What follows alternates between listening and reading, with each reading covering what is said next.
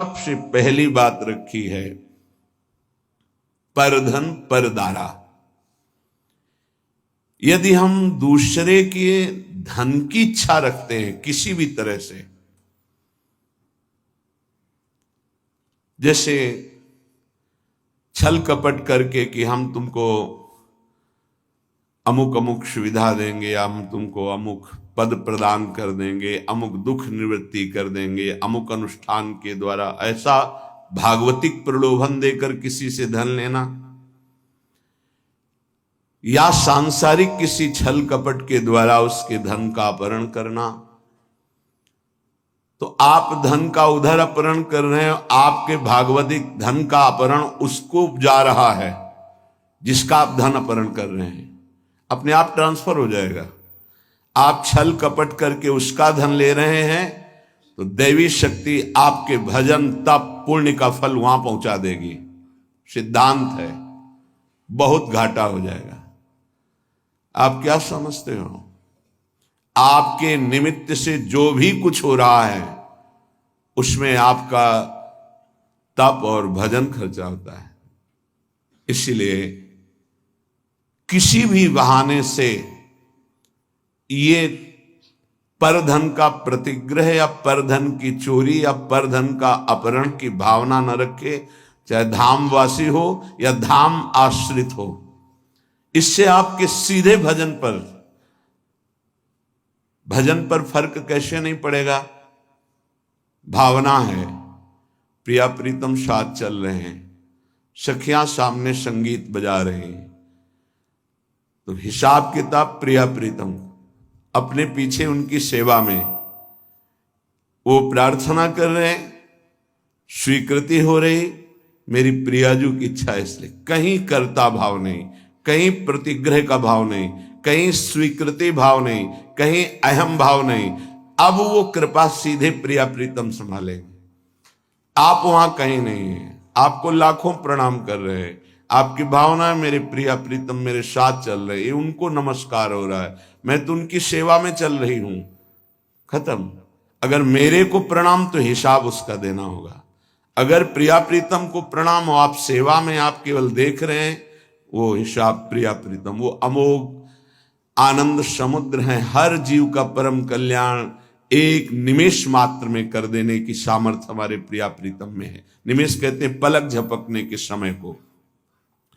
परदार चाहे गृहस्थ में हो, चाहे विरक्त में हो, चाहे वृंदावनवासी हो या वृंदावन के आश्रित हो, परिस्त्री के प्रति काम भाव से दर्शन करने से सारे सुकृत नष्ट हो जाते हैं। और कहीं उनके अंग प्रत्यंग का अचानक दर्शन हो जाता है तो दोबारा दृष्टि नहीं जानी चाहिए। अगर एक बार आपने देखा, दोबारा फिर काम भाव से देख लिया तो आपकी तपस्या, आपके सुकृत सब ढक जाएंगे। बाणासुर की जब भुजाओं का भगवान सुदर्शन चक्र से छेदन कर रहे थे, श्रीमद् भागवत में पढ़ लेना, तो जब देखा उनकी कुल माता आदि देवी ने कि अब किसी भी तरह भगवान का सुदर्शन चक्र छोड़ेगा नहीं बाणासुर को, तो दिगंबर होकर सामने खड़ी हो गई। सोई भगवान ने आंख मूंद ली और सुदर्शन चक्र को शांत कर लिया। इसमें महादेव जी की प्रेरणा थी, क्योंकि चाहते थे 4 भुजाएं तो बची रहें, 1000 भुजाओं का छेदन। आगे भगवान का सुदर्शन चक्र रुकता ही नहीं बिना आज्ञा के, तो भगवान शिव की आंतरिक प्रेरणाओं, उनकी जो कुल देवी थी वो आकर दिगंबर होकर खड़ी हो गई। भगवान ने वहां लिखा है, यदि किसी के अंग प्रत्यंगों का दर्शन हो जाए तो सारे सुकृत नष्ट हो जाते हैं। इसलिए पर शब्द लिखा हुआ है। गृहस्थ में भी है तो जो पराई माता बहनें हैं, अगर वृंदावन का आश्रय लियो, भगवत मार्ग के पथिक हो, तो दृष्टि एक बार जाने में क्षमा है। अचानक आप जा रहे थे, दृष्टि पड़ गई आप नीचे, मानो यमुना के किनारे कोई स्नान कर रही माता बहन, या अचानक दृष्टि गई, तो आपकी असावधानी थी, आप सावधान हो जाइए। दोबारा यदि काम भाव से भरकर देखा तो देखने मात्र से आपके सुकृत नष्ट हो जाएंगे, जो आपको परमार्थ में बढ़ाने वाले हैं। तीसरा, द्वेष। जब हमारे प्रतिकूल कोई आचरण करता है तो हमें द्वेष हो जाता है। ये द्वेष बहुत ही घातक है, प्रायः सबके हृदय में रहता है और वो जलाता रहता है। जरा सी प्रतिकूल बात पर द्वेष हो जाएगा। अगर द्वेष हो गया तो भगवान की भक्ति बढ़ेगी नहीं, क्षीण होती जाएगी। क्योंकि भगवान कह रहे हैं अद्वेष्टा सर्वभूता नाम, किसी भी भूत प्राणी से तुम्हारा दोष भावना, दोष में ही द्वेष होता है। हमारे अनुकूल उसका जो व्यवहार नहीं है तो हमें द्वेष हो जाएगा। नहीं, द्वेष नहीं, भगवत भाव से प्रणाम करो। भगवान उसको प्रेरित करके आपके साथ ऐसा प्रतिकूल व्यवहार करा रहे हैं। हट जाओ, द्वेष मत करो। मात्सर्य ये बड़ा सूक्ष्म विषय है। मेरे से अधिक ये बढ़ता जा रहा है किसी भी मार्ग में, और हृदय में जलन होना, इसे मात्सर्य कहते हैं। ये प्राय बड़े बड़े साधकों के भी अंदर रहता है। किसी की यश कीर्ति सुन करके जो हृदय में एक जलन होती है उसका नाम मात्सर्य है। मत्सरति, मेरे से आगे जा रहा है। भजन मार्ग में भी ये हो जाता है। इसलिए श्रीपाद ये विश्राम की तरफ वृंदावन महिमामृत जा रहा, सार सार बातें बता रहे हैं। मात्सर्य बहुत कठिन है छोड़ना। यदि भगवत भाव नहीं करोगे तो मात्सर्य नहीं छोड़ पाओगे। अंदर अहम रहता है, तभी मात्सर्य का प्रादुर्भाव। ये बहुत जलाता रहता है, बड़े बड़े अपराध कराता रहता है। मेरे से आगे बढ़ा जा रहा है। किसी की यश कीर्ति सुनकर, किसी की बढ़ोतरी देखकर, किसी भी तरह से किसी को सुख में देखकर हृदय जो जलता है उसे मात्सर्य कहते हैं। लोभ, हर इंद्री के भोग का लोभ होता है। लोभ पास जय गल न बंधाया, सो नर तुम समान रघुराया। गोस्वामी तुलसीदास जी कह रहे, जिसने लोभ रूपी फांसी में अपने गले को नहीं बनाया वो साक्षात श्री भगवान का स्वरूप हो जाता है। लोभ पास जय गल न बंधाया, सो नर तुम समान रघुराया। चाहे वो स्त्री शरीर में उपासक हो, चाहे पुरुष शरीर में, किसी भी वस्तु का, किसी भी भोग का लोभ नहीं होना चाहिए। किसी भी धन का, स्वर्ण का, पद का लोभ बहुत तरह का होता है। लोभ एक रख लो तो सब लोभ खत्म हो जाएंगे। नाम बढ़ाने का लोभ, नाम जपने का लोभ, कितना नाम अधिक जप लूं इसका लोभ बढ़ा लो तो ये सब लोभों को नष्ट कर देगा। अनृत, झूठ बोलना उपासक के लिए बहुत हानिकारक है। झूठ बोलना नहीं, चालबाजी, छल कपट का व्यवहार उपासक के हृदय में। संत सरल चित जगत हित, जान स्वभाव स्नेह। जिनका स्वभाव प्रेममय होता है, चित्त सरल होता है, कोई छल कपट हृदय में नहीं होता, वो संत मार्ग का पथिक संत है। अनृत, झूठ बोलना नहीं होना चाहिए। संतों का मार्ग विश्वास और श्रद्धा से होता है। यहां कोई कह दे कि ऐसा से ऐसा बिल्कुल 100% सही, उसमें ये विचार नहीं होता कि ये झूठ भी बोल सकता है क्या, ये कपट भी कर सकता है क्या, क्योंकि विश्वास से ही हमारी यात्रा हुई है। तत्काल विश्वास। ऐसे ही पूरा जगत जो थोड़ा भी आस्तिक है संतों के वचनों पर विश्वास करता है कि ये कभी झूठ नहीं बोलते। साधक देखते ही पता चलता है कि भगवान के जन है, ये झूठ क्यों बोलेंगे, उनकी बात पर तत्काल विश्वास होता है। इसलिए अनृत, कभी झूठ बोलने का आपके हृदय में विचार ही न रह जाए, ऐसा इष्ट देव से प्रार्थना करें कि हमें वो सामर्थ्य प्रदान कीजिए कि मैं कभी झूठ न बोलूं। किस बात के लिए झूठ बोलूं? एक गलती छुपाने के लिए 1000 गलतियां कर बैठते हैं हम। अगर एक गलती स्वीकार कर ले तो 1000 गलतियों से बच जाएंगे। हम झूठ क्यों बोले? परुख, कड़ुआ वचन, झूठ नहीं बोलना, इसके साथ कठोर वचन नहीं बोलना। कुछ भजन करने वाले उपासक समझ नहीं पाते तो ऐसे सेवक जी बड़ा विरोध करके उनके लिए बोल रहे हैं। एक रिसाने से रूखे से दीखत, पूछत रीति भभूकत धावत। बोले एक ऐसे मानो गुस्सा है, रिसाने से मानो हृदय शुष्क है, रूखे से दीखत, बात करो तो भभूकत धावत। भभूकत धावत, भूकत शब्द श्वान के लिए है, वो एकदम ऐसे नहीं, ऐसा नहीं। उपासक का व्यवहार बहुत सरल, मृदु और उदासीन, दोनों बातें समझनी है। गंभीर शब्दों में, मृदु शब्दों में हल्की मुस्कुराहट लेते हुए बात कह दी, उदासीन हो गया। एक रिशाने से रूखे से दीखत, पूछत रीति भभूकत धावत, ऐसा नहीं होना चाहिए। एक रंग मगे बोलन, ये भी नहीं होना चाहिए कि बहुत सजा करके सामने वाले, नहीं, सीधी बात, सरल चित्त से मंद मुस्कान से उत्तर दिया। आवश्यक हुआ तो, कोई हमारा द्वेष नहीं, कोई हमारा कड़ुआपन नहीं है, और उदासीन हो गए। परुख वचन कबहु न कहा, कठोर वचन कभी उपासक न बोले। पर आप भी द्रोह, किसी दूसरे से द्रोह का आचरण निष्ठुरता पूर्वक जो होता है वो कभी नहीं होना चाहिए। पराभित द्रोह, कठोर व्यवहार करते हुए द्रोह का आचरण नहीं करना चाहिए। हमारा व्यवहार मृदु होगा, आप हमारे साथ कठोर व्यवहार करते हो, वो आपका स्वभाव है, हम छोड़ देते हैं आराध्य देव के ऊपर। आराध्य देव का विधान है कि ये कठोर व्यवहार करेगा, मैं सहूंगा। उसके लिए क्या विधान है आराध्य देव जाने। अपने को कठोर व्यवहार नहीं करना, द्रोह नहीं करना। बहुत हृदय जलता है यदि द्रोह करोगे। कल्पनात्मक भय उत्पन्न होता रहता है द्रोह करने वाले को। कभी द्रोह करने वाला शांति से नहीं रह सकता है, इसलिए किसी से द्रोह ना करे। अपने से जो द्रोह करे उसको भी नमस्कार करे। हम द्रोह की भावना पुष्ट नहीं होने देंगे। आप अपनी तरफ से करो, हम आपको नमस्कार करेंगे। हमारा परमार्थ का मार्ग है, आप स्वार्थ में इसलिए समझ नहीं पा रहे।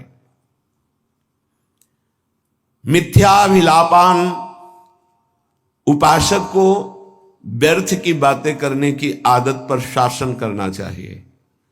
बहुत अच्छे अच्छे उपासकों के दर्शन होते हैं, बोलते ही नहीं, ऐसा लगता है बाणी ही नहीं, सेवा में लगे, कभी कोई बातचीत नहीं।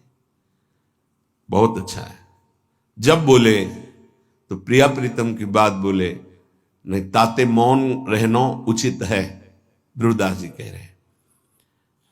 तो परधन परदार द्वेष मात्सर्य लोभा अनृत परुख पराभिद्रोह मिथ्याभिलापान त्यजति, इतने दोषों का त्याग कर दे। ये वृंदावन की रहनी है, ये वृंदावन के आश्रित का आचरण है। चाहे जहां रहते हो इसको स्वीकार कर लो। तो इह भक्तो राधिका प्राणनाथे, श्री प्रिया प्रीतम जो हमारे प्राणनाथ हैं, इस आचरण से उसे अपना स्वीकार कर लेते हैं। बहुत जोर की बात है। हम तो प्रभु को अपना मानना शुरू करिया, और जब वो मुझे अपना मान ले, आगे के श्लोक में बहुत खुल के इसकी व्याख्या की कि एक बार प्रिया प्रीतम जिसकी तरफ देख लेते हैं उसका संसार बंधन नष्ट हो जाता है। एक बार देख लेते हैं। ऐसा श्रीमद् राधा सुधा निधि में जिस दिन श्री जी ने कृपा दृष्टि से देख लिया, ऐसा महासुख प्रकट होगा कि अगर करोड़ों मोक्ष होते तो भी हे हो जाते, तुच्छ हो जाते। करोड़ों मुक्तियों को तुच्छ कर देने वाली कृपा कटाक्ष हमारी श्री राधा किशोरी की है। यहां कह रहे हैं यदि ऐसे आचरण आप करोगे तो प्राणनाथ का प्यार नहीं पा पाओगे, और अगर इन आचरणों का त्याग कर दोगे, जो अभी त्याज्य बताया गया, त्यजत इह भक्तो राधिका प्राणनाथे, अगर इन दोषों को त्याग दिया नाम के बल से, आश्रय के बल से, तो तुम्हारे प्राणनाथ तुम पर प्रसन्न हो जाएंगे। तुम जो भक्ति करते हो तुम्हारी भक्ति करेंगे। तुम्हारी भक्ति क्या होती है? भावे मोहि जोई सोई सोई करे प्यारे। अब जो मुझे भाता है मेरे प्यारे वही करते हैं। न खलु भवति बंध्या तस्य वृंदावन आशा, उसकी कभी वृंदावन की आशा और वृंदावन का फल कभी नहीं छूटेगा। वृंदावन का फल प्रिया प्रीतम की सेवा में पहुंच जाना, वृंदावन की आशा चिदानंद वृंदावन में प्रवेश पा, ये दोनों कभी व्यर्थ नहीं जाएंगे जो ऐसी रहने से रहता है। बंध्या कहते हैं कि जो पुत्र नहीं प्रकट करती, वो आशा बंध्या है, जिसमें ये दोष है वो फल प्रकट नहीं कर पाएगी, इसलिए इन दोषों का त्याग करे। परधन का, परिस्त्री का, द्वेष का, मात्सर्य का, लोभ का, झूठ का, कठोर वचन का, दूसरे से कठोर द्रोह करने का, निष्ठुरता का और मिथ्या भाषण का जो त्याग कर देता है, प्रिया प्रीतम उसे अपना स्वीकार कर लेते हैं। निर्मर्यादाश्चर्य कारुण्य पूर्णो राधा कृष्णो पश्यतश्चेत् कदाचित्।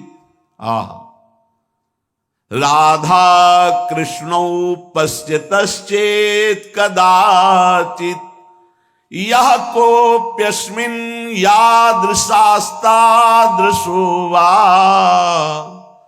देहस्यान्ते प्राप्नुयादेव सिद्धिम्। देख लो, विश्वास करो, यदि आप ऐसे चलोगे तो आपके ऊपर दोनों की दृष्टि हो जाएगी। राधा कृष्णों पश्यतश्चेत् कदाचित्, किसी समय वो आपको देख लेंगे, उनके महल में रह रहे हो, पक्का विश्वास करो। ये तो यहां तो कहा जा रहा है कदाचित किसी समय देख लेंगे, अपने को रोज देखते हैं, हम ही को नहीं, आप सबको देखते हैं, क्योंकि आप नहीं देख रहे, जब देखते हैं तो पता चलता है वो किस किस को देख रहे हैं। वो सब आप शरणागत हैं, आप सबको देखते हैं। कदावा खेलंतो ब्रजनगर वीथीषु हृदयम हरंतो श्री राधिका मधुपति कुमारो सुकृतिना। जो हमारे नवल किशोर युगल सरकार हैं, खेलते खेलते कभी देख लेंगे और आपके चित्त का अपहरण कर लेंगे। कदावा खेलंतो ब्रजनगर बीथीषु हृदयम हरंतो श्री राधा मधुपति कुमारो सुकृतिना। अकस्मात किसी दिन दृष्टि पड़ेगी हमारे सरकार की और आपके चित्त को चुरा के निहाल कर देंगे। इस देश में रहने का यही फल मिलता है। कदावा खेलंतो, कभी खेलते खेलते युगल सरकार, ये मेरा शरणागत है, राधा राधा पुकारता रहता है, देख लिया, निहाल कर देंगे। निर्मर्याद कारुण्य पूर्णो, कोई सीमा नहीं जिनकी करुणा की, उस करुणा से पूरित होकर राधा कृष्णो पश्यतश्चेत् कदाचित्, उसे राधा कृष्ण देख लेते हैं। किसको? जो वृंदावन का आश्रय लेकर ऐसी रहनी जो पीछे बताई गई, या वृंदावन का वास करके ऐसी रहनी से जो है हमारे प्रिया प्रीतम उससे देख लेते। अब कह रहे चाहे वो कैसा कोई भी क्यों न हो, वो देह त्याग कर प्रिया प्रीतम की सेवा में पहुंचेगा पक्का। देहस्यांते प्राप्नुयादेव सिद्धिम, वो इस परम सिद्धि को प्राप्त हो जाएगा कि प्रिया प्रीतम के समीप पहुंच जाएगा। या कोप्यस्मिन, कोई भी हो, याद शास्ता दृशोवा, वो कैसा भी हो, अगर इस रहनी से वृंदावन का आश्रय ले लिया, वृंदावन की आशा कर ली है, वृंदावन का वास कर रहा है, तो एक दिन प्रिया प्रीतम देख लेंगे, पक्का देख लेंगे। विश्वास करो, जो लिखा है हरिवंश महाप्रभु भी श्रीमद राधा सुधा निधि में वही, और हृदय भी वही साक्षी इस बात का कि वो देख लेते हैं। और वो जब देख लेते हैं तो फिर निहाल हो जाता है जीव, एक अलवेली मस्ती आती है उसके हृदय में। इसलिए बहुत महिमामयी बात कह रहे हैं कि अभी तक तो हमने तुमसे कहा कि धर्म कर लो, आज कहता हूं अधर्म कर लो। श्रीपाद बड़ी गूढ़ भाषा में कह रहे हैं, कुरु शकलम धर्मम मुंच सर्वत स्वधर्म त्यज गुरुमपि वृंदारण्य वासानुरोधात। आज मैं तुमसे कहता हूं कि एक अधर्म कर लो तुम। क्या अधर्म? बोले मुंच सर्व स्वधर्म, सब धर्मों का त्याग कर दो, या धर्म कर लो। विनोद की भाषा में कह रहे कि किसी को लगता हो कि मैं अपने कुल धर्म का त्याग करूंगा, अपने किसी का मैं पति हूं, किसी का पुत्र हूं, किसी का मैं पिता हूं, किसी का भाई हूं, तो हम भाई होने का क्या धर्म है, पति होने का क्या धर्म है, पुत्र होने का क्या धर्म है, पिता होने का क्या धर्म है, और मैं अमुक वर्ण का हूं उसका धर्म क्या है, बड़ा बड़ा। तो कह रहे हैं आज मैं कह रहा हूं कुरु सकल अधर्मम, आज ये सब अधर्म कर डालो। आगे वर्णन कर रहे हैं क्या धर्म? बोले यद्यपि अपना स्वधर्म पालन करना बड़ी महिमामय है, लेकिन मैं कह रहा हूं सा स्वधर्मम त्यज, छोड़ अपने धर्म को। अरे बोले भगवान तो कह रहे हैं स्वधर्मो निधनो श्रेय पर धर्मो भयावह। तो वही भगवान आगे कह रहे सर्वधर्मान परित्यज्य, वही श्रीपाद कह रहे। बहुत गूढ़ भाषा संतों की होती है। कह रहे कुरु शकल अधर्मम, ये जितनी मैं कह रहा हूं ये सब अधर्म कर डालो। क्या? बोले सर्व स्वधर्म त्यज, अपने स्वधर्म का त्याग कर दो। फिर क्या करो? बोले गुरुमपि त्याज्य, जो गुरुजन, यहां गुरुजन का शब्द गुरु से नहीं है, पूज्य जन है, बाबा हैं, परबाबा हैं, पूज्य जन हैं, जो जिनको हम गुरुजन की तरह आदर करते हैं, बोले उनकी भी अवहेलना कर दो, नहीं सुनना। वृंदारण्य वासानुरोधात, आप वृंदावन का आश्रय, वृंदावन के वास का अनुरोध प्रिया प्रीतम से करके ये सब कुछ छोड़ दो। सातो परम धर्म, ऐसा मत सोचना कि ऐसा करने से अधर्म हो जाएगा। बोले सातो परम धर्म, परम धर्म की प्राप्ति हो। गोकर्ण जी भी अपने पिता को आदेश करते हैं, धर्मम भजस्व सततम त्यज लोक धर्मान, लोक धर्म का त्याग करके परम धर्म का भजन करो पिताश्री।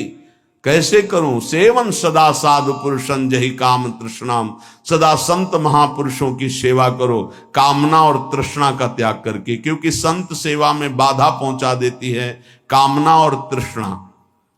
दोष दर्शन हो जाएगा, आपको जलन हो जाएगी, ईर्ष्या हो जाएगी। यदि कामना है, जही काम तृष्णाम, तृष्णा है, ये आपको बाधा पहुंचा देगी।